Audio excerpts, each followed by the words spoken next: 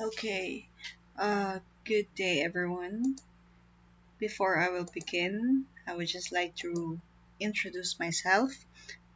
My name is Kathlene Caparros, and today I will be discussing my topic on books and discussion presentation. Today is October 22, 2024. My professor's name is Meiju Su or Mary Su, and our laboratory is Telemedicine and Telehealth System Laboratory. So I would just like to introduce myself. Um, okay, before I begin, my Chinese name is Chen Colin, and I'm taking um, biomedical engineering second year master's course. I also live in the Philippines, and my hobbies are the following, which is listening to music, playing Lego, um, playing video games. I also love dogs, and my outdoor activities are going on cycling, especially here in Taiwan, go on swimming, and riding a motorcycle. So I am a registered nurse in the Philippines, and I do have a 7 year experience in the emergency room unit, which we had a 100 bed capacity on the tertiary emergency health services. Like we handles life-threatening care, also initiated emergency resuscitative measures to adult and pediatric resuscitation, also advanced life support protocols. Additionally, trauma and emergency care. Subsequently, we handled and managed uh, COVID 19 cases during the state of public health emergency. So, our research project right now is on Puli Christian Hospital, and the location of this is on Nanto. And we focus on ICU, respiratory cases, and probably respiratory care. Our main topic for the respiratory care using mechanical ventilator are the following conditions. Initially, this was very hard to choose because I in a real life scenario there has a lot of conditions, especially on the respiratory area. But we focus on these topics, which are the following. First is pneumonia. Second is acute respiratory distress syndrome. Third one was chronic obstructive pulmonary disease or COPD. The fourth one is sepsis. And lastly, our new topic is COVID 19. So it's really hard to um, pick or choose which conditions might be appropriate for our topic because generally these are all useful and very important to know, especially our focus is more on prediction. And um, lately, the pulley project and the doctors also wants to know more about the COVID 19. Since this COPD or the chronic obstructive pulmonary disease was a bit, how to say, it has less data when it comes to a real life scenario. So that's why we choose now the COVID 19. Although this COVID-19 are all related to these topics, because once you get this condition, it might be possible or probable that you have this kind of other conditions as well. Or it is like a comorbidities, I'm sorry, or other conditions that related to the respiratory care. Okay. So my topic is machine learning methods to predict mechanical ventilator and mortality in patients with COVID-19. So this paper published last April 1, 2021. So before we begin, I would just like to, sorry, I would just like to discuss a little bit for you to have an idea about the COVID-19. I prepared a COVID-19 category here, which we have a three tables, which first is the mild case, second is the moderate case, and then last one is the severe case. So on the mild case, we have some kind of prediction that we want to pursue in the future, hopefully. And this kind of prediction on the mild case is more on positive result or negative by using symptoms on the symptoms data, and applying it to the web page as telemedicine application. So on this one, since the COVID-19 right now is very rare and not really dangerous, right? And actually, it can be manageable right now, and that is very helpful and good idea to improve this kind of cases. On this one, um, by using the web data application on our computer, you can just list the order. There are some symptoms on the web page, like cough, fever, colds, something like that, and then you will just pick what kind of symptoms you have, and then later on the prediction will result as positive or negative, and just like that. Because before we had a swab test, like for example, that once we entered in the airport, we need to have a swab test first and then quarantine. By this one, you can also apply it on the application or as on a website. So this is a good way to uh, have a prediction right away. And the next one is the moderate case. Oh, sorry, I forgot. So on this mild case, you can apply this at home or on your cell phone or in a web application. While on this one, on the moderate case, is we cannot apply this at home because chest X-ray images result, it needs a machine on in the hospital. So on this kind of prediction, of course, we need to have some data like symptoms, laboratory results, and of course, the patient would be needed to go to the hospital to have a chest X-ray check, and then the images would be applied on the machine learning, and also that could result in a prediction if the patient will be positive or negative and COVID-19. Next one is the severe case, which can be applied in the hospital, in the emergency room, or in the ICU. So most of the predictions that we want to pursue is the mechanical ventilation, real-time data. Like for example, the parameters or the data of the mechanical ventilator that can be applied on the monitor. So the result can be a real-time data.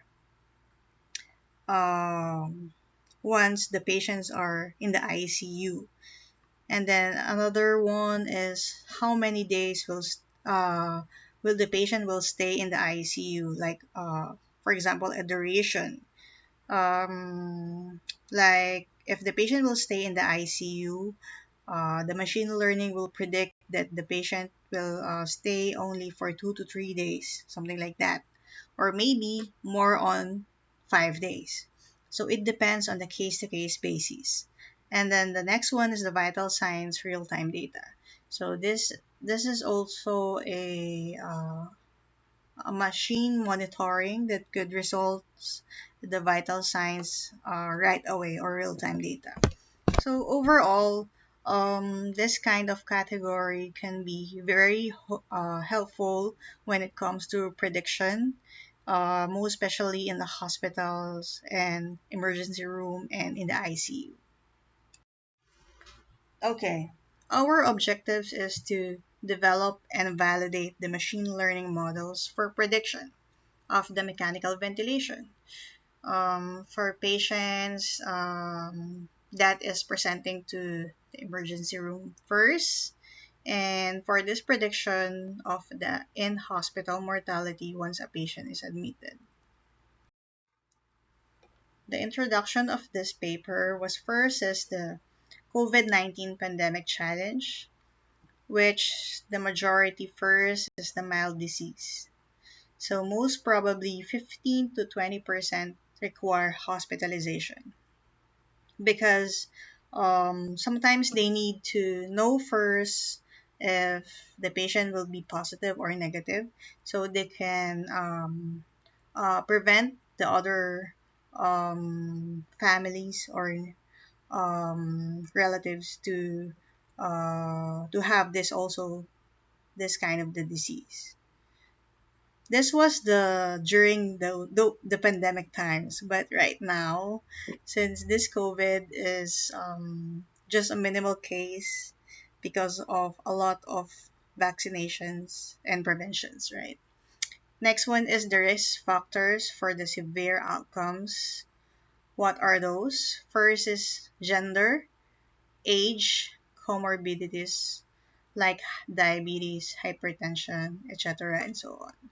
So these factors are very important for every conditions, not just only COVID-19, because these are symptoms that connect to these risk factors, and this can be an outline for the doctors, nurses, and also to know what are the conditions that might become in the future to diagnose right away.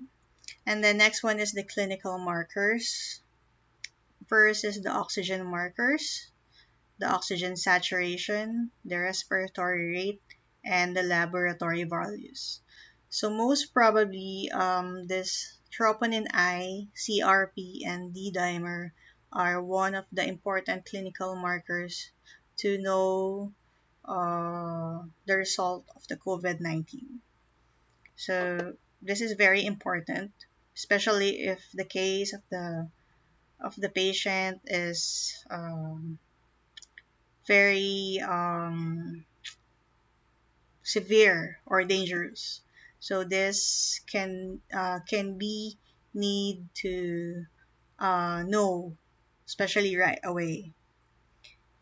Next is the mortality risk in critical patients. So overall, over 50% mortality uh, is intubated patients in the ICU. So mortality means death range, and that results to 50% mortality. And other patients resulted in intubation that can be applied on the mechanical ventilator.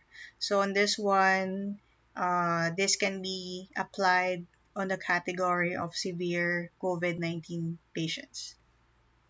And then after that, once we get the risk factors, the clinical markers, and then the mortality risk, um, we need to know the predictive models for the machine learning for real time and decision making. because on machine learning, we need to know first the model, and then before that was the data that we need to be guided on this model. And then lastly is the proposed predictive model. So simple model for emergency room using the vital signs and then the demographics. And then we need to have a complex model using the lab values. Next one is the process on how to know the data initially. So first is we have the data collection. Excuse me. We need to know the medical history and then the demographic information. So on every hospital, we need to know and get the data through the electronic health records. So most probably, not all the hospital has a electronic health records. Maybe because they don't have budget as well, or the hospital is not really um, what um, what's the word here? They don't have money enough to provide this kind of technology. So what they had is the old records of the patients, like a manual records that they write all the old records and then they will retrieve it right away. Okay. So it's very important to know the medical history and the demographic information. So what are the examples of the demographic informations? These are very basic, which are the name, the age, the gender, the birthday, the address of the patient, if the patient is allergic to medicine, is there any other operations before, and so on. So that is very important to gather all this kind of data. Next one is after to gather all the data is we need to know the data cleaning for the mechanical ventilation. So on this paper, they gather the February to April and April to May 2020. So this year was the COVID-19 pandemic.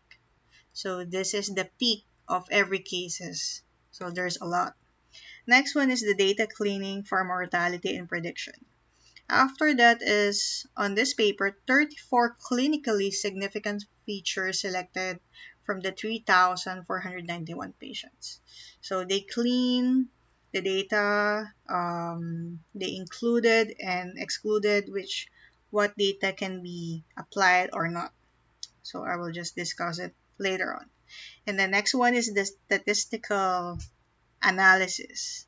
So on this one is continuous features that analyze using a student's test. Okay. Okay, next one is the methods. So on these methods is we provided a three tables here, which first is the two cohorts with different aims. Next one is the machine learning, and last one is the data. So on this one is two cohorts with different aims is the 1,980 COVID-19 patients enrolled and then 1,036 are included. And then the machine learning they applied is the XGBoost algorithm and the CatBoost. And the data next that we needed on this paper was the demographics, the past smoking history, drinking history, past medical history, vital signs, laboratory values, and the treatments collected for a total of 674 patients. Okay, on the next slide is about the feature importance ranking in mechanical ventilation prediction. So these are all the data and important features that this paper wants to add for the model to improve the mechanical ventilation prediction that results to mortality or death. So the highest one is the age. So as you can see here, the next one is the temperature and so on, plus the other demographics together with the history of the patient. Okay, my next slide is about machine learning algorithm. So first is the XGBoost. So this is a decision tree based algorithm that known for its speed and performance. So uh, basically, it improves by fitting each new model to the residuals, or what do we call errors, from previous predictions. And the next one is the cat boost, which is used for mortality predictions, and it also excels at handling categorical features without mm, requiring extensive pre-processing.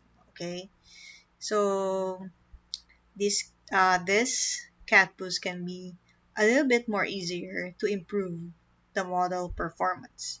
And the next one is the area under curve, or what we call AUC. And next one is the receiver operating characteristics. So both of these two are used as metrics. And then last one is the SHAP. So just to summarize, XGBoost and CatBoost are applied with proper tuning and validation for predicting mechanical ventilation and mortality. So with SHAP, this enhancing the model's transparency in decision making. Okay, so on the final result, um, it's more on the older age. And next one is the higher temperature. These are the risks from the vital signs, increased respiratory rate, and next is associated with the mechanical ventilation, which which is the lower oxygenation that resulted to required longer length stay in the ICU. So on this one, this kind of first set of vital signs were associated with an increased risk of mechanical ventilator or ventilation amongst the 1,980 patients in the ER and in the ICU. First is in the ER. So that's why they required a longer length of stay in the ICU for further monitoring. Then next is the body mass index, or the BMI, and the longer length of stay in the hospital were the major features associated with in hospital mortality. So the second model had a high accuracy of 80% with NPV of 81.6%.